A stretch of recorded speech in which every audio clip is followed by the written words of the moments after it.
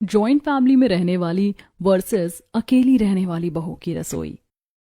Surekha, what is this behaviour यार। अनिका की school bus आने वाली है। क्या है यार, तुम भेज दो ना स्कूल उसे, मुझे नींद आ रही है बहुत। पागल हो क्या तुम? अरे उठो जल्दी, रेडी कर दिया है मैंने उसको। एटलीस्ट लंच तो बना कर दो ना उसका। हाँ, उठ जाऊंगी मैं अभी, मुझे 10 मिनट और सोने दो। योगेश के बार बार चिल्लाने पर सुरेखा 9 बजे सोकर उठती है और मैगी बनाकर अनिका को लंच में दे देती है। सुरेखा, ये क्या है? रोज रोज वही मैगी। बच्चे की सेहत का तो ख्याल करो, कभी पराठा कभी सब्जी, कुछ तो ढंग का बना दिया करो। ओहो योगेश, सुबह सुबह लेक्चर मत झाड़ा करो, मैं अकेली हूँ, यहाँ सारा काम मुझे ही करना पड़ता है। ऊपर से रात को देर से सोई थी, मैगी भी तो खाना ही है, पेट ही भरता है ना। अरे यार, बहाने बनाना कोई तुमसे सीखे। खैर, मुझे अनिका को स्कूल बस तक छोड़कर आने के बाद ऑफिस जाने के लिए तैयार होना है। तुम लंच में कम से कम कुछ अच्छा बना लेना।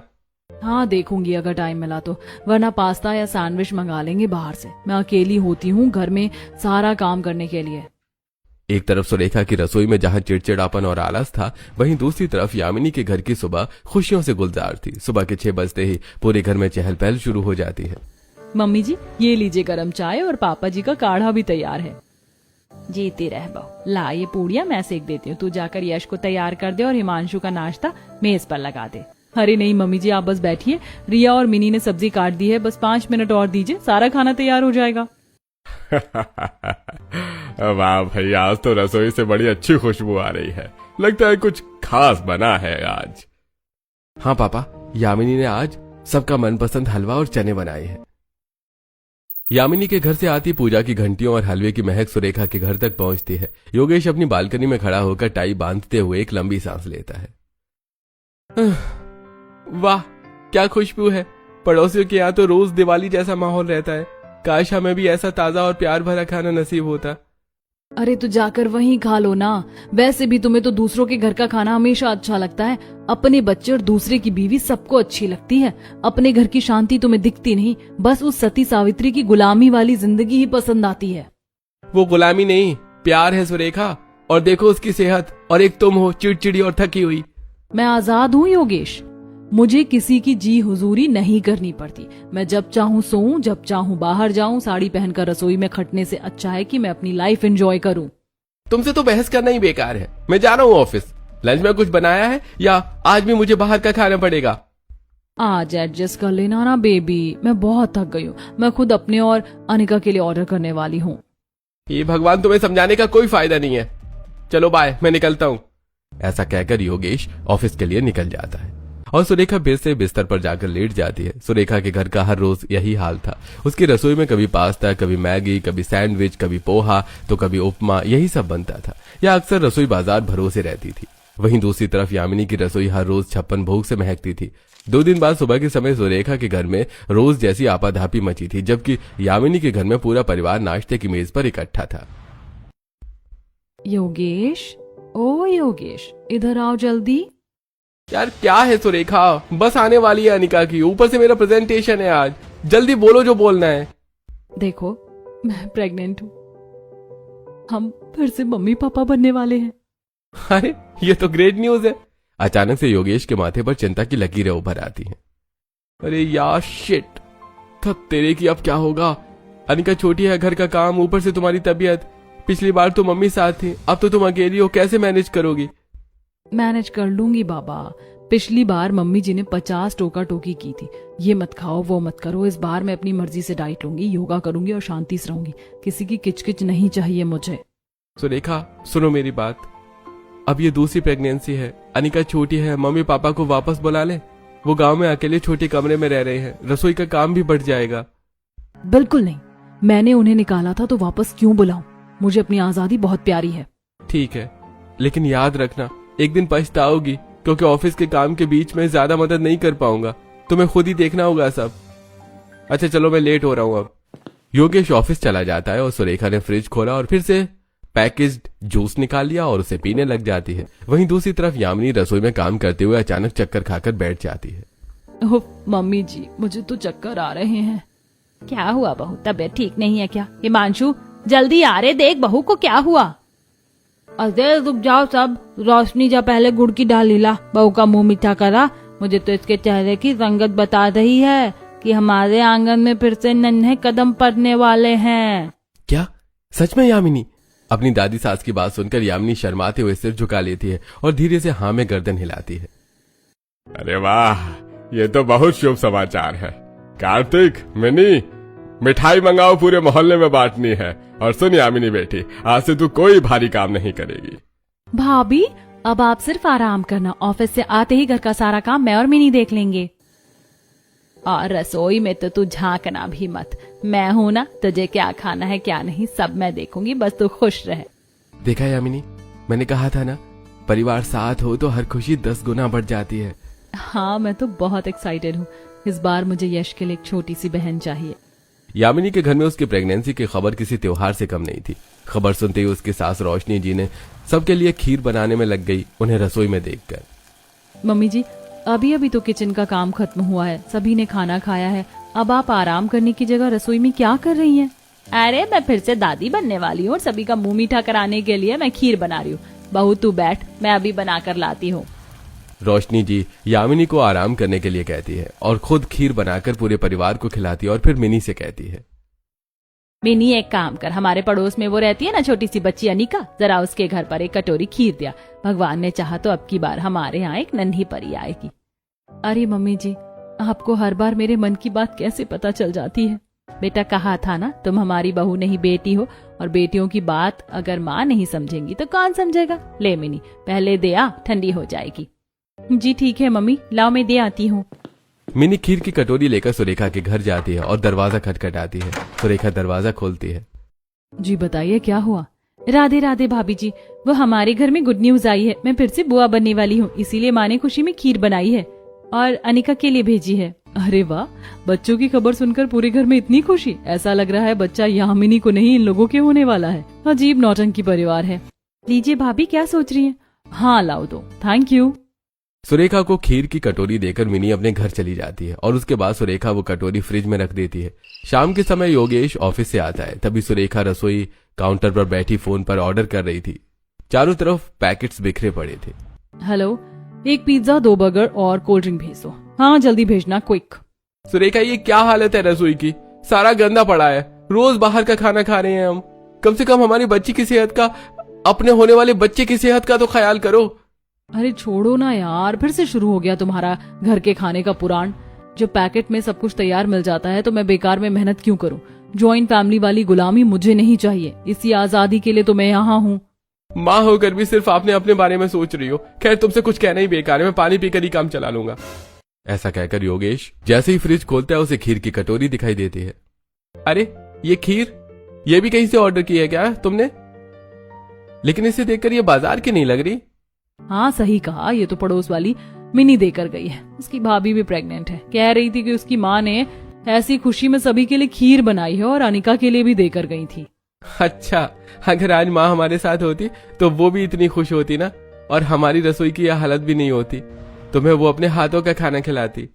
यार इनफ, बस अब मुझे नहीं चाहिए वो घर की पंचायत फिर से। तुम्हें खीर खानी है खाओ, फेंकनी है फेंको, मैं जा रही हूँ मेरा पिज्जा खाने। सुरेखा ने पैकेट खोला और बिना प्लेट के खाना शुरू कर दिया और रसोई को गंदा छोड़कर बेडरूम में पिज्जा लेकर चली गई। वहीं योगेश वो खीर स्वाद लेकर खाने लगा। अरे वाह, कितनी स्वाद है, बिल्कुल माँ के हाथों का। तुम्हारे प्रोसेस्ड और जंक फूड से लाख गुना अच्छी है ये खीर, लेकिन तुम्हारी किस्मत। इसी तरह सुरेखा और यामिनी दोनों की प्रेगनेंसी को 3 महीने गुजर गए थे। दोनों का ही डॉक्टर के पास रूटीन चेकअप के लिए अपॉइंटमेंट था, लेकिन दोनों घरों में इस चेकअप को लेकर माहौल बिल्कुल अलग था। योगेश, आज डॉक्टर के पास जाना है, याद है ना? 3 महीने पूरे हो गए हैं, चेकअप और कुछ जरूरी टेस्ट होने हैं, चलो ना।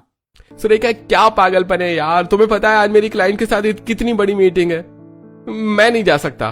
पर योगेश, डॉक्टर ने कहा था कि इस बार सोनोग्राफी में बेबी की हार्ट बीट सुनाई देगी, तो फादर का होना जरूरी है। और सच कहूँ तो भले ही सेकेंड टाइम है, लेकिन मुझे थोड़ा डर भी लग रहा है। देखो सुरेखा, तुमने ही कहा था कि तुम इंडिपेंडेंट हो और अकेले सब संभाल सकती हो। अब बच्चों की तरह जिद मत करो, खुद टैक्सी करो और चली जाओ, या स्कूटी है तुम्हारे पास, मैं लेट हो रहा हूँ यार, बाय। सुरेखा भारी मन से अकेली टैक्सी करके अस्पताल निकलती है। वहीं दूसरी तरफ यामिनी के घर में तो रूटीन चेकअप पर जाने का पूरा काफिला तैयार था। बहू जल्दी से तैयार हो जा, डॉक्टर के लिए लेट नहीं होने चाहिए हम। हाँ ठीक है मम्मी जी, लेकिन पहले किचन साफ कर दो, उसके बाद चलते हैं। अरे मेरी भाभी, मैं और मिनी है ना, आज हम दोनों ने ऑफिस से लीव ली है, आज आपका चेकअप है ना, आप जाओ, हम सब संभालेंगे। ठीक है चलिए। यामिनी भी अस्पताल जाने के लिए घर से निकलती हैं। हिमांशु अपनी कार स्टार्ट करता है, उसके साथ उसकी दादी सास और सास गाड़ी में बैठती हैं और हॉस्पिटल पहुंचती हैं। यहाँ सुरेखा पहले से ही अस्पताल की बेंच पर अकेली बैठी अपनी बारी का इंतजार कर रही थी। तभी उससे परिवार के साथ सामने से यामिनी आती दिखाई दी।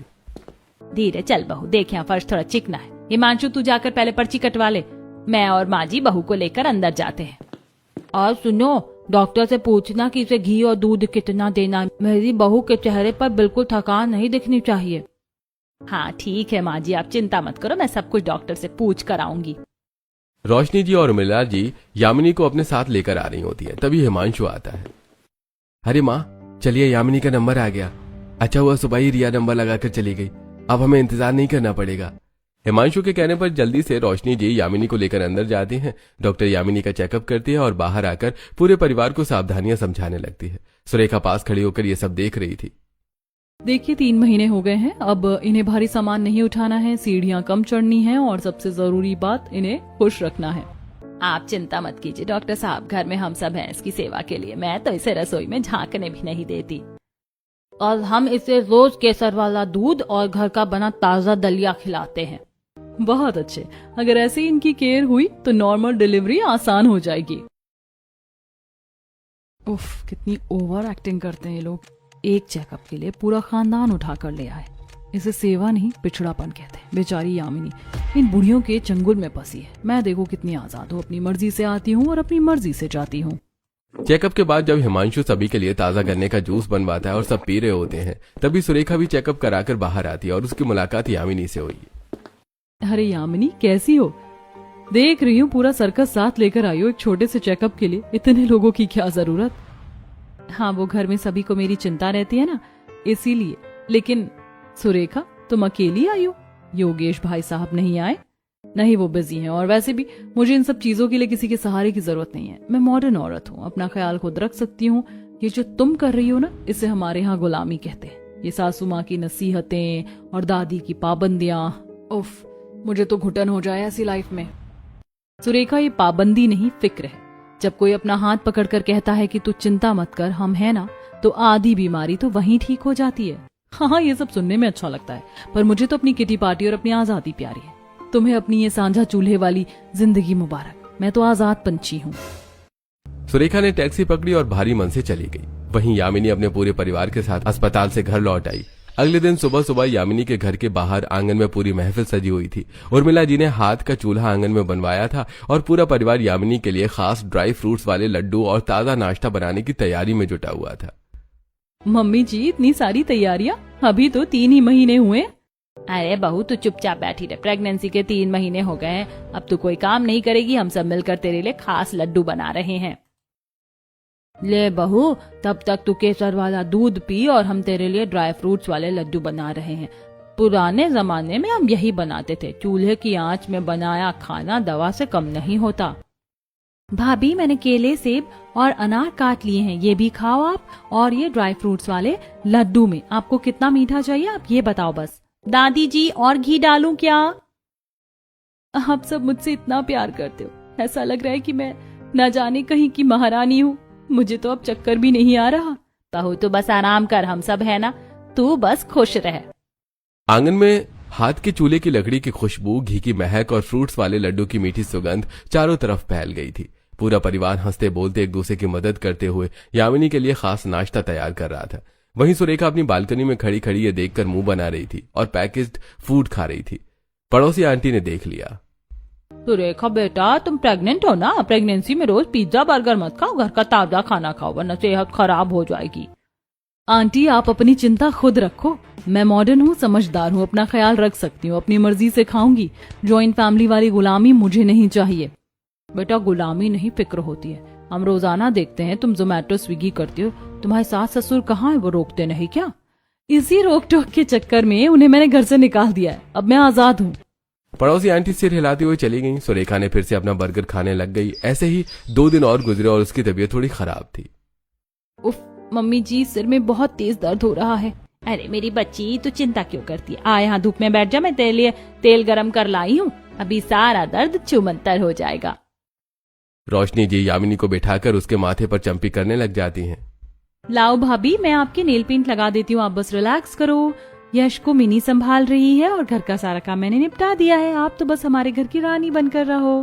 अरे ये देखो बहू, तेरे कमरे के लिए सुंदर नन्हे बच्चों के ऐसे कान्हा जी के पोस्टर लाया हूँ और ये ताजे कीवी और अनार लेकर आया हूँ। डॉक्टर ने कहा है ये तेरे लिए बहुत अच्छे हैं। सुरेखा अपनी बालकनी से ये सब देख रही थी। उसे अपने सासू माँ पद्मिनी जी की याद आई, पर उसने तुरंत अपना मन भटका दिया। कितनी ओवर एक्टिंग है। सासू माँ तेल लगा रही है, ननद सेवा कर रही है, ये सब कहने की बातें हैं।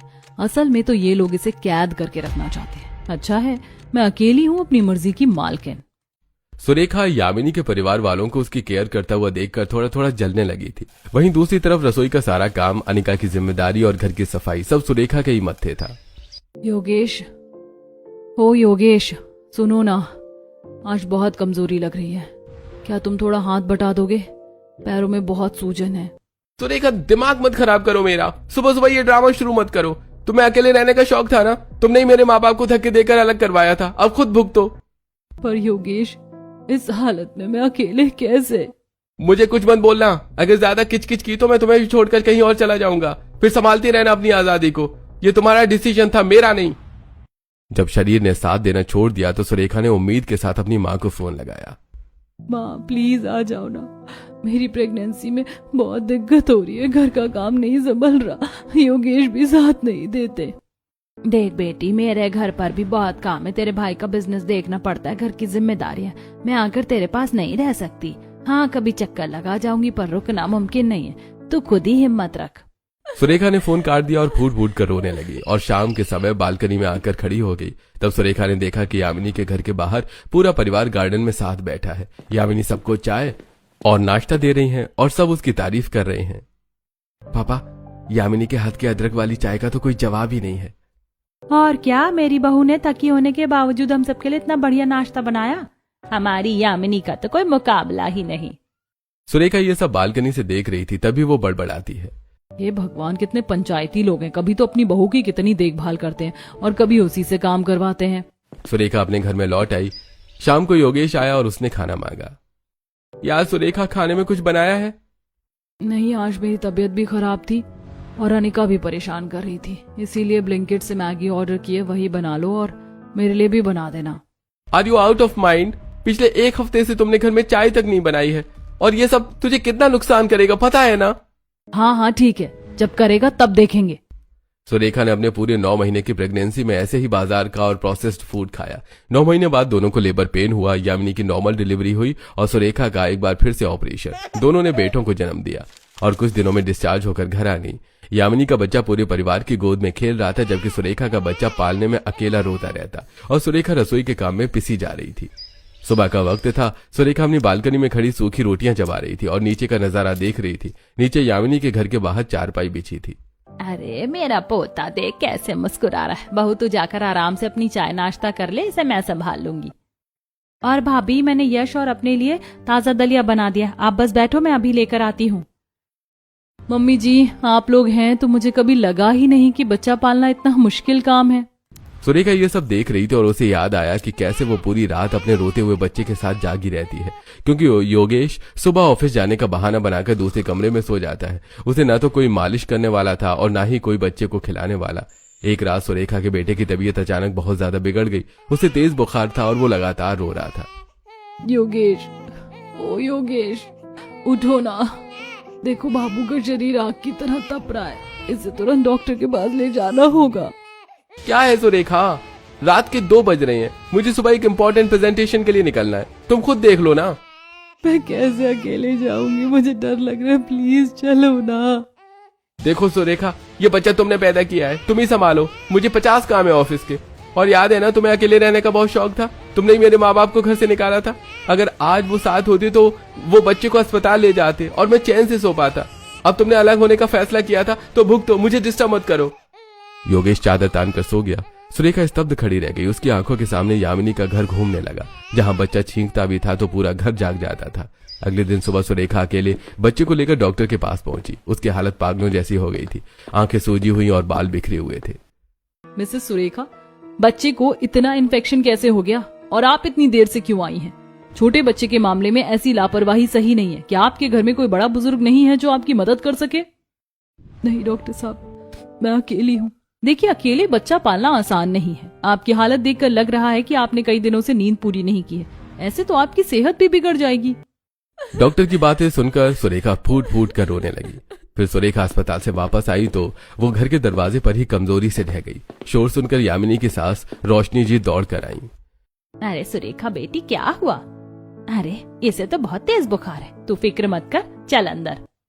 रोशनी जी ने तुरंत सुरेखा को संभाला, बच्चे के सिर पर पानी की पट्टियां रखी और यामिनी ने सुरेखा के लिए गर्म सूप और खाना बनाया। सुरेखा देख रही थी कि कैसे वो लोग बिना किसी स्वार्थ के उसकी मदद कर रहे थे। मैं कितनी गलत थी। मैंने तो आप लोगों का हमेशा मजाक उड़ाया, पर आज मुसीबत में आप भी काम आए। पगली, परिवार और पड़ोसी इसीलिए तो होते हैं। सुरेखा की हालत अब पागलों जैसी हो गई थी। उसका बेटा पिछले 4-5 दिनों से बीमार था और वो एक पल के लिए भी सो नहीं पाई थी। आंखों के नीचे काले घेरे, बिखरे बाल और चिड़चिड़ापन उसकी पहचान बन गई थी। वहीं बगल वाले घर में यामिनी का बेटा भी बीमार हुआ था, पर पूरा वहां घर लगा हुआ था। दादी उसे गोद में लेकर बैठी थी, बुआ दवा दे रही थी और यामिनी चैन से सो रही थी। योगेश, उठो ना, देखो बाबू फिर से रो रहा है। मैं 4 रातों से सोई नहीं हूँ, मेरा सिर फटा जा रहा है, थोड़ी देर से पकड़ लो ना। यार सुरेखा, मुझे सुबह ऑफिस जाना है, तुम एक बच्चा नहीं संभाल सकती? सारा दिन घर में ही तो रहती हो। घर पर रहती हूँ तो क्या हुआ? क्या मैं मशीन हूँ? अगर अकेले नहीं संभल रहा था तो तुमने मेरा साथ क्यों दिया अलग होने में? क्यों मान ली मेरी बात? मैंने तुम्हारा साथ इसलिए दिया था ताकि तुम कलेश करना बंद करो। मुझे क्या पता था कि तुम अपनी आजादी का बोझ खुद ही नहीं उठा पाओगी। अब भुगतो, मुझे सोने दो। इस बीच सुरेखा के मायके से एक दुखद खबर आती है। उसके किसी करीबी रिश्तेदार की मृत्यु हो गई थी और उसे तुरंत जाना था। पर समस्या यह थी कि छोटे बच्चे को इतनी दूर ऐसे माहौल में कैसे ले जाए, और घर पर पीछे छोड़ने के लिए कोई था ही नहीं। कहाँ जाऊं? बच्चे को किसके पास छोड़ू? कोई पड़ोसी भी तो अपना नहीं बनाया मैंने। क्या हुआ बेटा, क्यों रो रही हो? सुरेखा हिचकते हुए अपनी परेशानी बताती है। अरे इसमें परेशान होने की क्या बात है? तू बेझिझक होकर जा, बच्चे को हमारे यहाँ छोड़ जा। घर में यामिनी है, दादी माँ है, दादाजी है, सब मिलकर इसे संभाल लेंगे। यह हमारे घर के बच्चों के साथ खेलता रहेगा। सुरेखा भारी मन से बच्चे को वहां छोड़ तो गई, पर उसे पहली बार अपनी हार का एहसास हुआ। ऐसे ही 2 महीने गुजर गए और एक दिन अनिका के स्कूल से अचानक फोन आता है। सुरेखा की बेटी अनिका और यामिनी का बेटा यश एक ही क्लास में पढ़ते हैं। टीचर ने दोनों के माता पिता को तुरंत स्कूल बुलाया था। देखिए, आज क्लास में हमने बच्चों को फैमिली ट्री बनाने के लिए कहा था। यश ने बहुत सुंदर पेड़ बनाया। दादा दादी, चाचा चाची सब खुश दिख रहे, पर आपकी बेटी अनिका ने ये बनाया है। ये क्या है? अनिका ने पूरे पेड़ पर काला रंग क्यों पोत दिया है? यही तो चिंता की बात है। जब मैंने उससे पूछा कि ये काला रंग क्या है तो वो रोने लगी। उसने कहा, मैम मेरे घर में कोई नहीं है, मम्मी हमेशा काम करती हैं या सोती रहती हैं, पापा हमेशा चिल्लाते रहते हैं, मेरे साथ कोई नहीं खेलता। मिसेस सुरेखा, आपकी बेटी डिप्रेशन की तरफ बढ़ रही है। उसे अपनों के प्यार और बड़े परिवार की जरूरत है। सुरेखा के पैरों तले जमीन खिसक गई। वो चुपचाप बाहर निकली और घर पहुंची। योगेश, हम जीत कर भी हार गए। मेरी आजादी ने मेरी बेटी का बचपन काला कर दिया। मुझे बोरिया हाई फाई लाइफ नहीं चाहिए। घर आकर सुरेखा रसोई में खड़ी थी। चूल्हे पर दाल उबल रही थी। उसकी आंखों के सामने अचानक पुराना दिन घूम गया जब उसने सास ससुर को घर से निकाल दिया था। बस अब काफी हुआ मम्मी जी। रोज रोज की रोक टोक, ये मत खाओ, वो मत बनाओ, रसोई गंदी हो रही है, मैं अपनी मर्जी से रसोई चलाऊंगी। बहू, हम तुम्हारी भलाई के लिए कहते हैं। ज्वाइंट फैमिली में सब साथ रहते हैं तो बोझ बट जाता है। रसोई अकेले चलाना आसान नहीं। बेटा देख लेना, अकेले रहकर बाद में पछताना मत। सुरेखा प्लीज शांत हो जाओ। मम्मी पापा को निकालने की क्या जरूरत है? हम सब साथ रह सकते हैं, रसोई का काम भी बढ़ जाएगा। नहीं, मुझे आजादी चाहिए। मुझे किसी की सलाह या टोक टाक नहीं चाहिए। आप लोग अलग चले जाइए या मैं चली जाऊंगी। मैं अकेली रहकर अपनी रसोई संभाल लूंगी। सुरेखा ने उसी दिन सास ससुर को घर से निकाल दिया। अब वो शहर के दूसरे कोने में एक छोटे किराए के कमरे में रह रहे थे। वो चूल्हे की तरफ मुड़ी और बासी दाल को घूरने लगी। शाम को वो बाहर आई। जून की चिलचिलाती गर्मी थी। यामिनी के घर के बाहर आंगन में बड़ा सा टेंट लगा था। सब मिलकर ठंडी ठंडी लस्सी और आम पन्ना का आनंद ले रहे थे। हंसी मजाक का शोर सुरेखा के कानों तक पहुंच रहा था। उफ, ये लोग तो ऐसे दिखावा करते हैं जैसे कोई मेला लगा हो। आज मैं भी पार्टी करूंगी, अपनी हाई फाई लाइफ इन्हें दिखाऊंगी। सुरेखा ने बहुत मेहनत से घर में सजावट की, ढेर सारी कोल्ड ड्रिंक्स और आइसक्रीम मंगाई। उसने बड़े चाव से अपने माई के फोन किया। मम्मी पापा, आज मैंने घर पर बहुत बढ़िया ठंडी चीजों की पार्टी रखी है, आप लोग आ जाओ ना, हम साथ में एंजॉय करेंगे। देख बेटा, आज तो नामुमकिन है, तेरे भाई को बहुत बड़ी बिजनेस डील मिली है, हम सब वहीं बिजी हैं, तो अपनी पार्टी खुद ही एंजॉय कर ले। पर मम्मी, मैंने इतने प्यार से सब तैयार किया कि आप मेरे लिए थोड़ा वक्त नहीं निकाल सकती? बेटी, तेरे प्यार की वजह से मैं अपना काम तो नहीं छोड़ सकती ना। तो अब बड़ी हो गई है, खुद को संभालना सीख।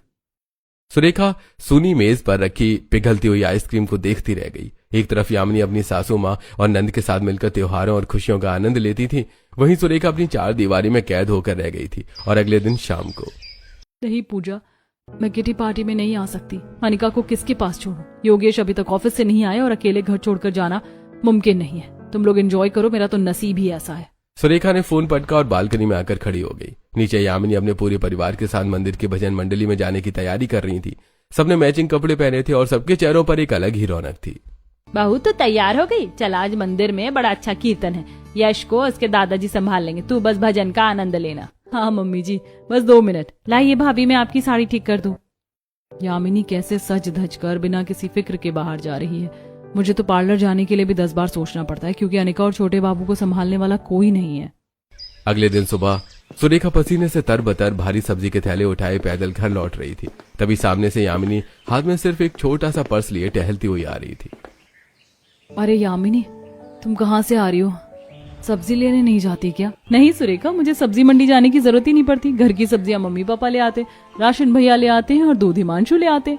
मुझे तो बस ये सोचना होता है कि आज क्या अच्छा बनाना है। जॉइंट फैमिली में रहने का यही तो सुख है। जिम्मेदारियां बढ़ जाती है पर बोझ आधा हो जाता है।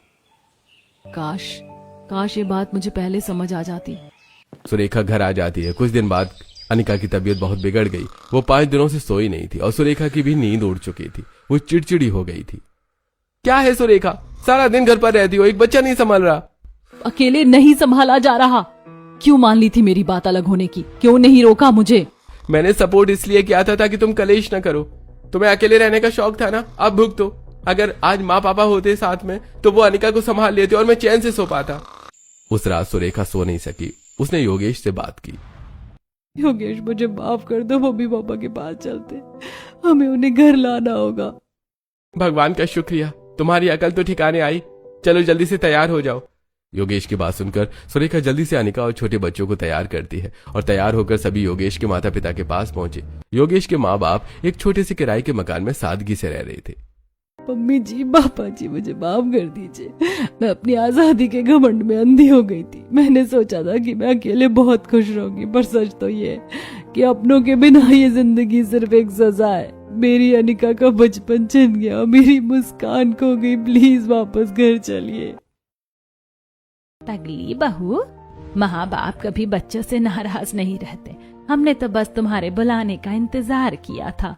कुछ ही दिनों में पूरा परिवार फिर से एक हो गया। अब सुरेखा का घर भी यामिनी के घर की तरह महकने लगा था। उसकी सास पद्मिनी जी उसके साथ खड़ी होकर मसाले पीस रही थी और नंद हिमांशी अनिका को होमवर्क करा रही थी। मम्मी जी, आज मैंने योगेश की पसंद के कढ़ी चावल बनाए। आप बस एक बार चक्कर बताइए कि नमक सही है या नहीं। अरे वाह भाई, आज तो घर में रौनक लौट आई है। सुरेखा ने बालकनी से यामिनी की तरफ हाथ हिलाया। दोनों बहुओं ने आंखों ही आंखों में बात की और मुस्कुराई। तभी कुकर की सीटी बजी। अरे वाह, आज तो कुकर भी बता रहा है हमारा घर गुलजार हो गया है। जी पापा जी, अब इस घर में भी जॉइंट फैमिली में रहने वाली बहू की रसोई की तरह सिर्फ प्यार ही पकेगा। आज सुरेखा का परिवार भी पूरा हो गया था। तो अगर आप सुरेखा की जगह होते तो क्या करते और क्या उसका फैसला सही था? कमेंट करके हमें जरूर बताइए।